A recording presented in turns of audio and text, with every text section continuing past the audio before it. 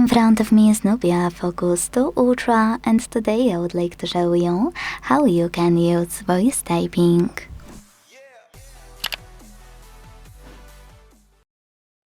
Start by launching your keyboard and hitting this microphone icon at the top right corner, or holding this one at the bottom left corner.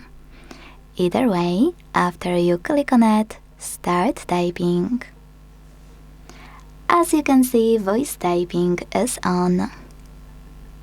If you wanna stop, you can pause or use this button with a microphone. To delete text on the go, use this button on the right.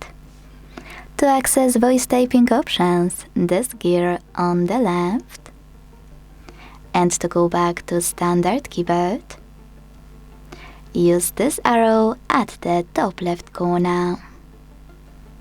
Thanks so much for watching. If you enjoyed this video, leave a like, comment and subscribe.